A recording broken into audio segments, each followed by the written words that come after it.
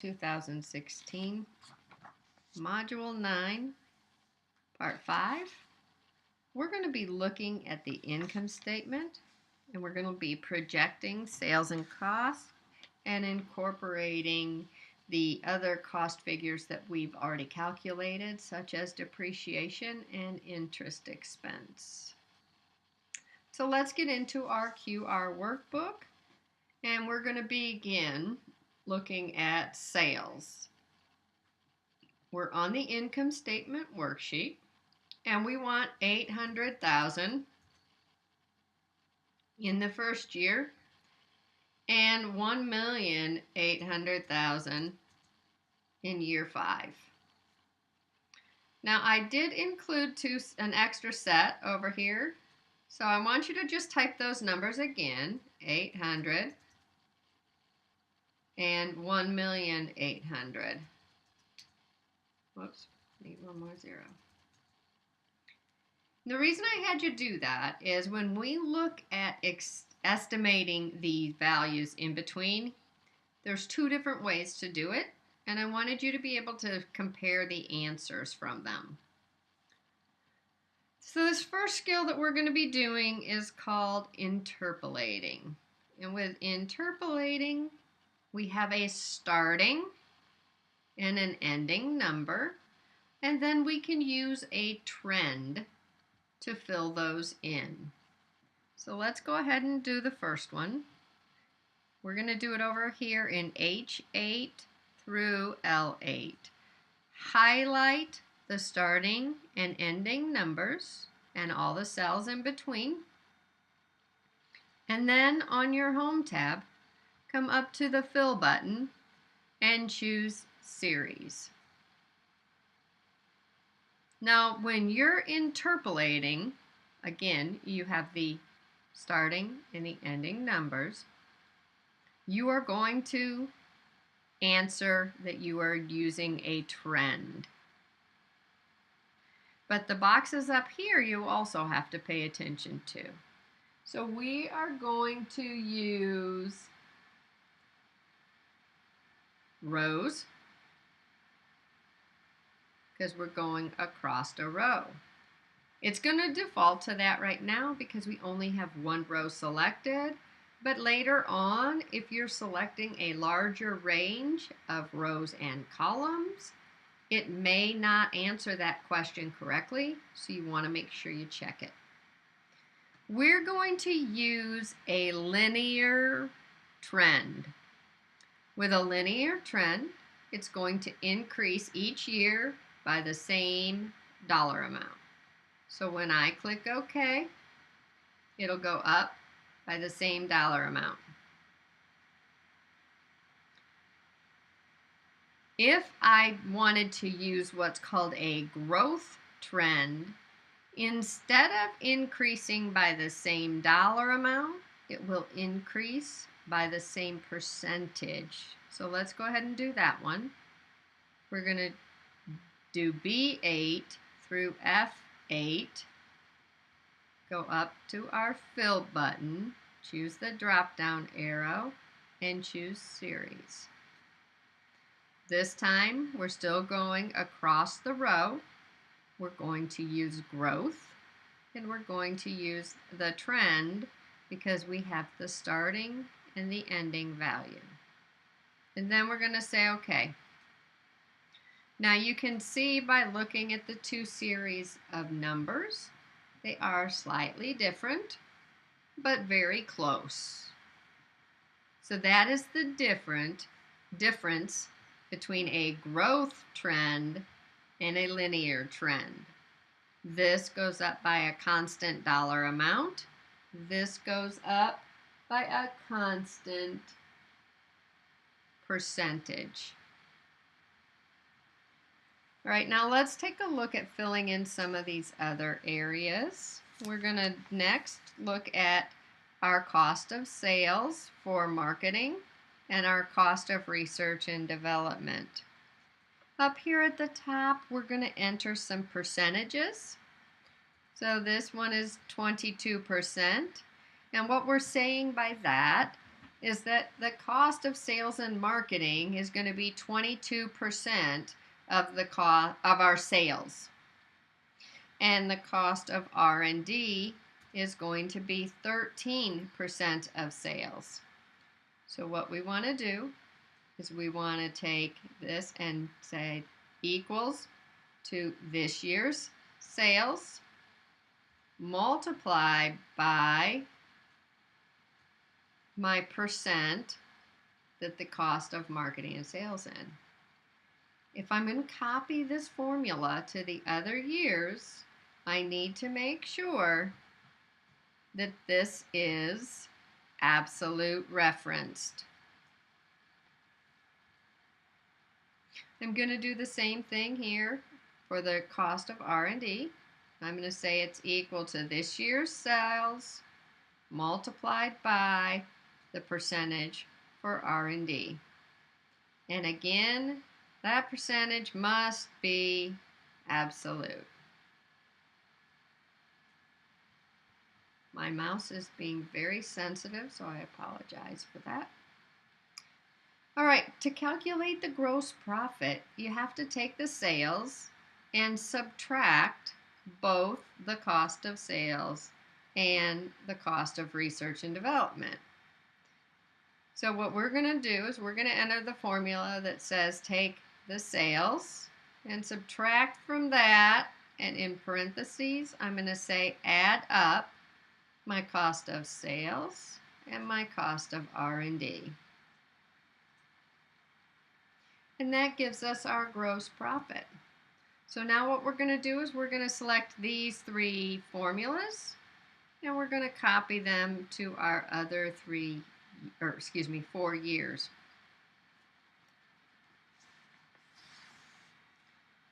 And now we're ready to begin working with our next set of expenses. So for payroll, we want to look at year 1 is going to be $360,000. The utilities will be $50,000.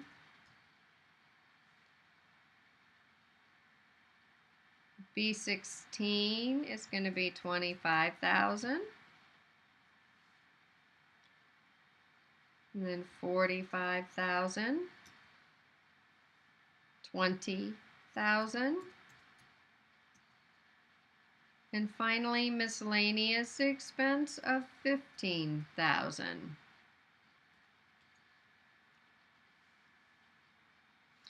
And now for the total general expenses, I'm just simply going to use an auto sum, and it's going to fill that in.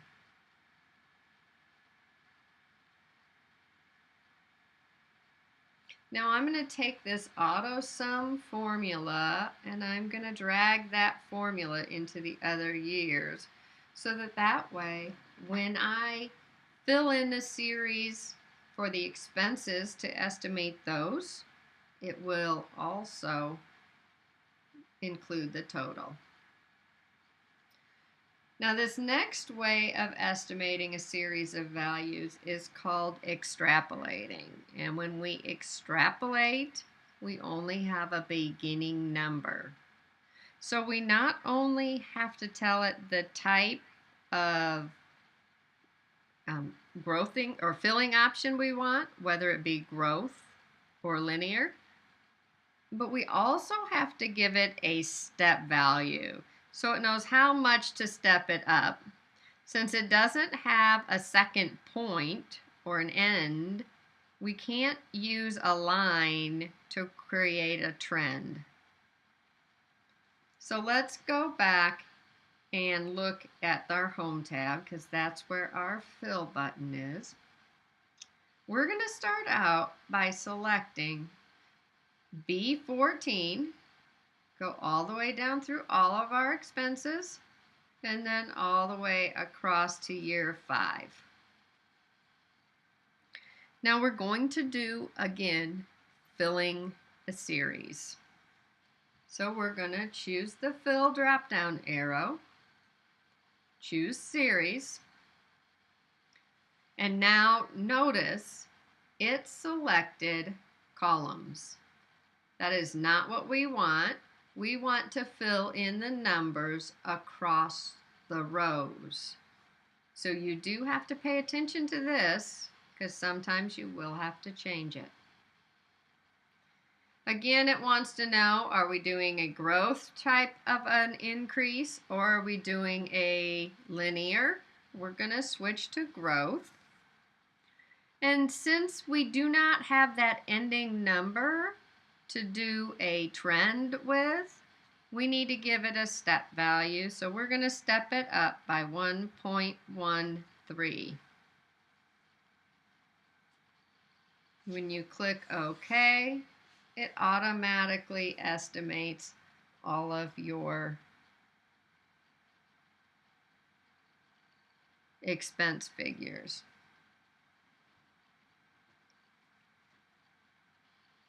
Let's keep scrolling down on our income statement. Now we have initial earnings. So our initial earnings are equal to our gross profit minus our expenses, and that gives us a dollar amount. We're going to go ahead and copy that across. And now we have our initial earnings. Now at this point, we're ready to use the depreciation. So we'd already calculated the depreciation on our depreciation worksheet. So now we just need to bring that information over to our income statement. So in B24, we're going to type an equal sign, and then we're going to go over to our depreciation worksheet. And we're going to choose the yearly depreciation in the declining balance option. So you're going to choose B16. Now if you're looking at referencing, it would make sense to me that we would want this to be relative so that when it looks at the next year, it will pull in the second year and the third year and so forth. So once we enter that in, we're going to hit enter. And you can see then it brings the depreciation value in. So I can copy that formula over. And now I have depreciation for the first 5 years. My operating profit, this is going to be equal to the initial earnings minus the depreciation. And you can see we have lost money in year 1. And we haven't even gotten to the point of taking our interest expense. So year one is going to be a struggle, but as you can see, we start to turn positive pretty quickly.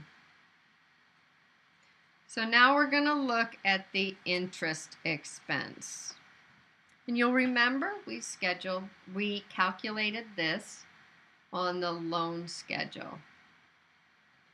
And you may not remember this, but the interest payment was a negative number. So if I want to bring it back as a positive, I need to have a minus sign in front of it. So I'm going to type equals negative, and then I'm going to go to my loan schedule. And I'm going to select the interest in year 1. And you can see you would want that to be relative so that it will in fact move to the next years. So we're going to hit enter.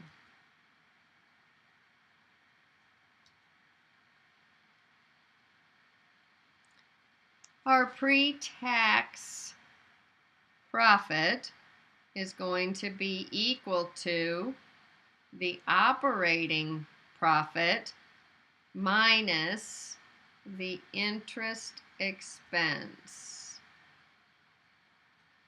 So that's even a larger negative number. Let's see about the rest of the years. And we are still positive in every year except the last.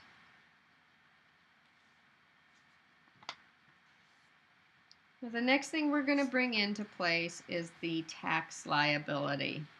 So we're going to scroll all the way back up to the top, and we're going to assume a tax rate of 32%. So we need to use an if statement to determine the tax liability, because if the number is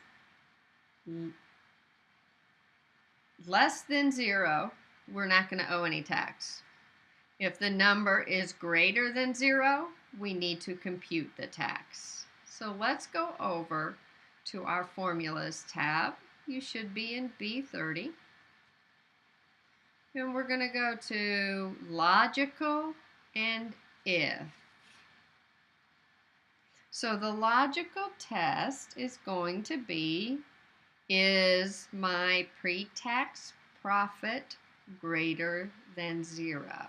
So you're going to click pre-tax profit for that year, and it's going to be greater than 0. If it is, then you're going to compute the tax. The way you're going to compute the tax is by taking the pre-tax profit for that year and multiplying by the assumed rate. And you may have to move these boxes around sometimes so you can get to a field. So we're going to click on the assumed tax rate. Since I am going to copy this formula, the assumed tax rate is going to stay in one spot, so that needs to be absolute. If if the pre-tax profit is not greater than 0, then we do not owe tax. So we're going to say okay. And you can see that this year, since we have a negative pre-tax profit, we get 0. And if we carry this across, you can see it begins calculating the tax liability. So the next thing we would look at is our after-tax profit, which is going to be calculated by taking the pre-tax profit and subtracting your tax liability. And if you copy that across, it will show you how much money you have left after or how much profit you have left after you've paid the taxes. So let's go ahead and save this. And when we return, we are going to look at how we can try to get an investor for our business.